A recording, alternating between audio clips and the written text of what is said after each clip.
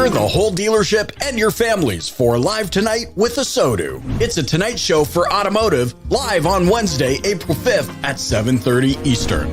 23 is going to be a fantastic year, but I think we're going to have to work harder than we've worked previously. The ones with grit are going to win. We need to amplify our customer voices to let people know that we're the place you want to go. All of this has to mean something to the consumer. Because if you're singing a song that doesn't resonate with them, they're not listening. Tune in on LinkedIn, YouTube, or Facebook. We'll see you there. Yo, if that's not a way to start our 400th episode of this show, I don't know what is. I was smiling ear to ear throughout that whole video. But we're going to talk about the car things today and some other things, but the intro first and all that. You would think after 400 episodes, we would be able to pull off a successful intro. After 400, I'm telling you what, like you just don't think about doing many things 400 times. And some people, they'll say to us, like, how do you do a show every day? Like, what does that take? How much production? And like, there's some level of it that's like, yo, it's really hard to do every day. And some level of it's like, it's just 400 already thing we do. And we keep moving through the day. There's this like weird balance of really, really tough, but also really, really regular, and it's just been a part of what we do. And but I tell you that, go ahead, you'll tell me. I'll tell you, when I'm like on vacation or out or can't be on the show for some reason, it's like my whole day is different. Like everything is weird, It is for sure weird. It's funny that you bring that up about this dichotomy of it being like a whole lot of work and takes a lot of discipline and challenge, but at the same time, it's one of the most rewarding parts of what we do. Just be able to do the show with one another every day, with our production team, with all the people that tune in on the live stream or listen on the podcast. And that's just the way it is in all of life, right? The things that are challenging and take discipline and work are actually the things that bring you the most fulfillment. So it is our honor to spend episode 400 on just a Thursday. It's just a Thursday in the car business. And so we got a lot of stuff to talk about, but we're going to be on the ground with so many of you next week in Arlington, Texas for ASOTU Live Tonight. If you are in the Arlington area or can get there easily, please join us in person. We're going to be at the Arlington Music Hall on Wednesday night. We're going to put on this entire event. We're bringing the live band from Nashville. We have amazing guests lined up, and we hope you can join us in person for that. If you can't join us in person, we got you covered. We're going to do an entire live stream, which you just saw the ad for. So it's our first evening event. So you can gather the family around the smart TV, watch it on YouTube, stream it live, and you can show your family, like, this is actually what I'm a part of. I don't do whatever it is you think I do every day. Yeah. It's not stale and stuffy. This industry is rocking, and we're going to try and bring that to a stage next week. We're going to try. We're going to bring that. We're doing it. We're bringing it. Everything's in line. The band is in the truck and the audio gear and the rental and the food's on its way and the everything's coming. There we go. Kyle, what do you think your kids would say if someone asked them, what does your daddy do for a living?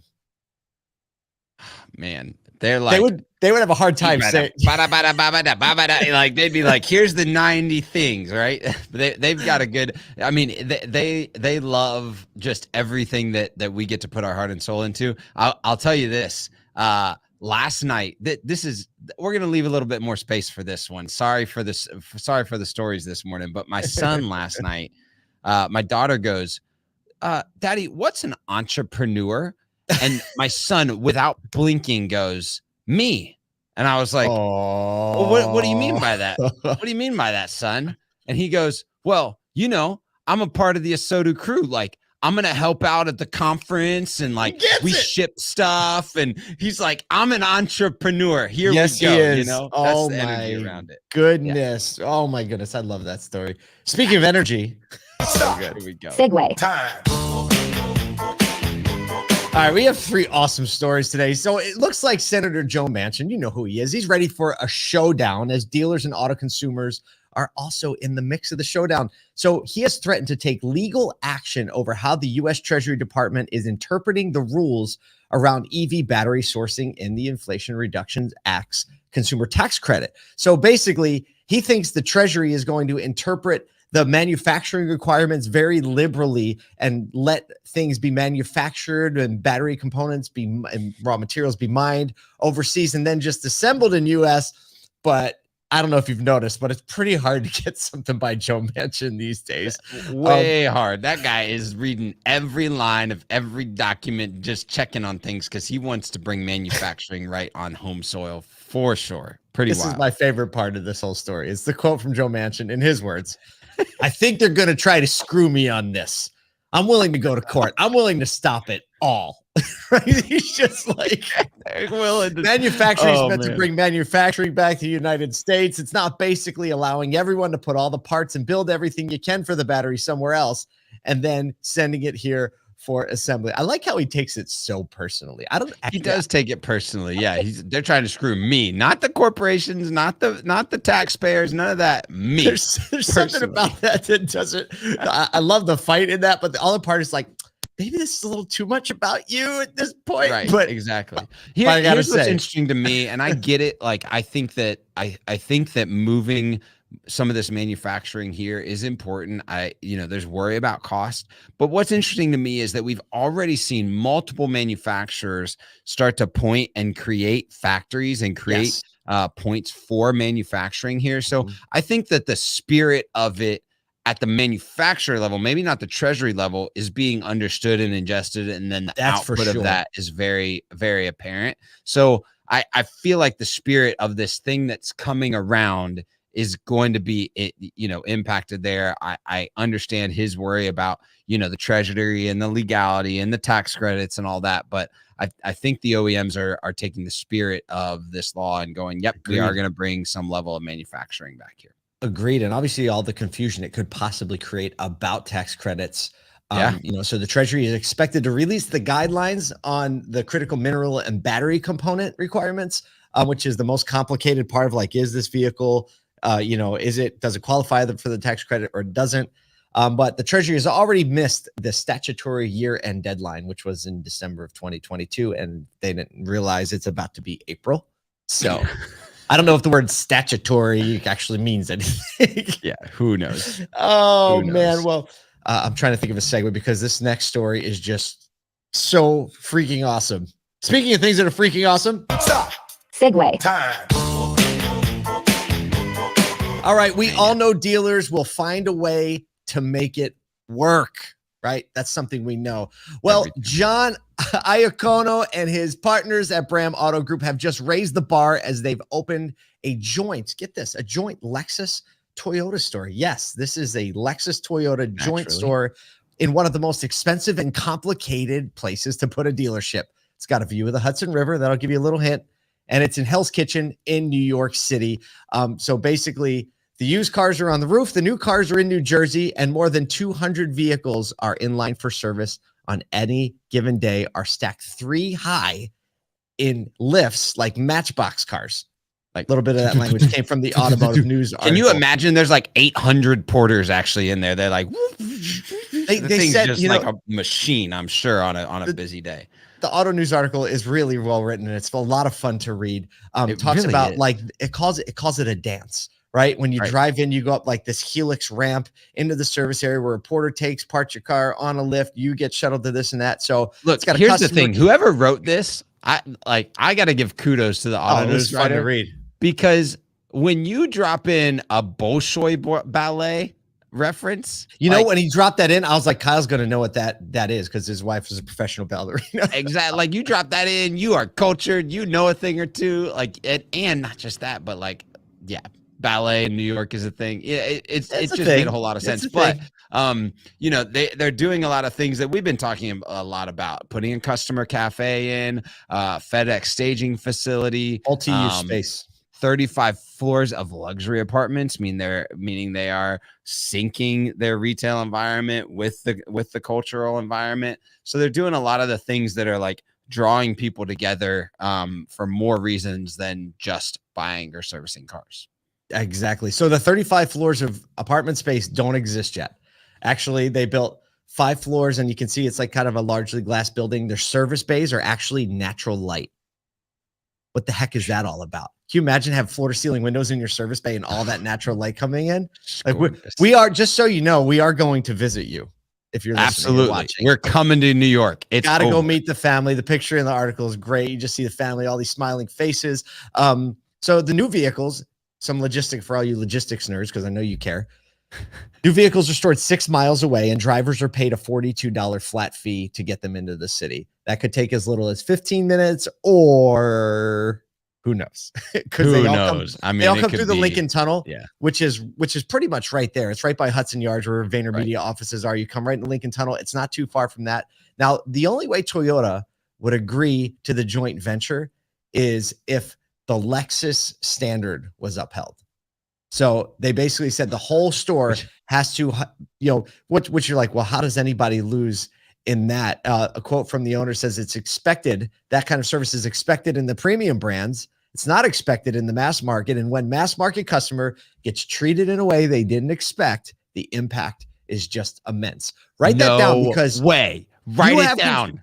You have control over that in your store right now, right? You don't need Lexus and Toyota to sign off on it. I don't care if you're a Ford store, a Nissan store, whatever, right? That little piece of advice and insight there is deployable right now in your store, in every area, in little things, and then you can work up to big things. So I'm telling you what, one of the most impactful stories I ever had from my career in the retail side of the business was the moment that I got the opportunity to kind of be in the sales manager role for a day. At that point I was in business development, but I was in a sales manager role for the day. And I went to greet a customer that was buying like just a inexpensive vehicle that, was a second car for their kid and like shouldn't have meant anything, and like gave them a little bit more white glove than they would have expected. And I remember that customer going, wait, you know what I'm here to buy, right? Like, you don't need to do all this. and I mean, obviously, like they ended up buying the car very quickly, and it was a very easy transaction. But that's a very anecdotal piece that this is pointing to too, saying, hey, look, we recognize that the business impact of having to lean in on the luxury store experience for even our mid-market store is going to totally change the game for all those mid-market customers. They're going to feel elevated, important, and have an experience that makes a whole lot of sense to create a customer life cycle immediately. Let's go. So there is a Japanese word for this called omotenashi, and Lexus uses this as basically created unexpected delight with what amounts to random acts of kindness. Little things, little intentional things, right? Lexus uses the word for it, but it's actually just the reality. We've been talking a lot about hospitality. We're probably going to have some hospitality influence at a SoduCon that's coming in, some good speakers, but it doesn't take a lot to make the impression that you just said, Kyle. In your case, it was just words, right?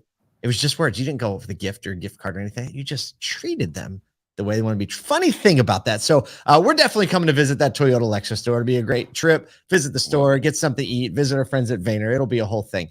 But it's just a little encouragement to the industry. If we're not paying attention to the little things to improve our business in a time and a season when we're saying we have to get back to the basics, then what are we even doing out here? What are we even doing out here? Speaking of people saying, what are we even doing out here? Stop.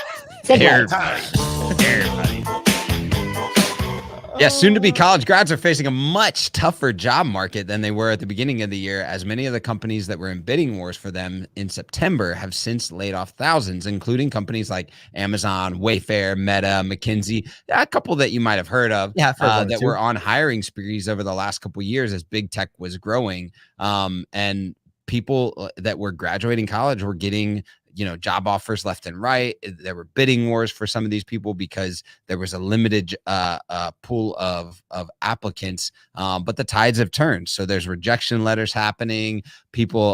Companies like Amazon have had freeze on hiring or start dates and postponements. So there's just a lot of uncertainty in the job market for young job seekers, especially right out of college. Young lady, Rachel Koshner, Associate Director of Ohio State University's Engineering and Career Services, commented that in the past, if students were asked to write a cover letter, they would balk at the job altogether. They were just like, no, I don't need all that. Like, Like, we'll be fine. cover letter? You know? Nah, I got 5 It's more a whole people. nother level out there. And, you know, people are looking for jobs in new places for sure. Well, here's the punchline. Here comes. ChatGPT writes cover letters. Whoa. Whoa. Yeah, they Probably pretty already good know. ones too. They Probably pretty already good ones. know that. Yeah, just little training there. So get this, nearly 97%. So almost all of the 1,000 college seniors surveyed by a recruiting software firm, ICIMS, said they have considered alternative options in this job market, weighing graduate school, gig work, or taking a job outside of their major. There's a big punchline to this whole article. The college graduate unemployment rate has doubled from 2.3 to 4.6% just in like the last 6 months. So the company Waste Management, we all know who they are. Jim Fish, the CEO, described the situation in this way. We can't hire a truck driver to drive a truck for $90,000 a year in Houston, but I can hire an MBA from a small school for $60,000 and I can get them to work all day long. Isn't that wild? That college debt bill is going to look a little different after that quote. A little bit different. But here's the thing. I mean, you start thinking about what, I mean, this is perfect timing. It's March, April, May. This is job seeking time. Everybody's out. As an industry, we should be looking at this. These are the blocking and tackling of HR and recruiting. We're going, oh, wait a second. We need people. We're having a tough time hiring. Where do we go find quality applicants, give them jobs that make sense, give them opportunity for career growth, talk about a different career path outside of their probably their major, maybe business people, maybe people in majors that don't have anything to do with business, finance, tech, right? Like go to all the career fairs, call every placement person at every college in your local city and let them know what's up. Give them a heads up. You're hiring. Maybe walk in, go in, meet some people, meet some seniors, go do some college tours. This is a prime opportunity to go grab quality applicants, especially on the business side, right? Interpersonal, make manual labor, things like that. Technicians, different story, right? We saw, actually, Todd Caputo passed this ad to me today, and it's a sponsored post on LinkedIn. Do we have it? Can we throw it up? Throw it up there. Did it get up there? Do we have it? Maybe we don't have it. Well, it was an ad from the Hendrick Automotive Group for a $10,000 sign-on bonus for a technician. 10 grand. And some people think they could even go higher. So whatever it is, like, you got to make your moves now. If you need the technicians, you got to get those. If it's business, finance, you might have some options that you never would. And we know once they get into this industry, they gonna stay. They ain't never getting out. Just tell them to call us right quick. You know? Yes, yeah. Thank you for being with us for 400 episodes. Today's a Thursday. We got a couple days left, so go out there and get some.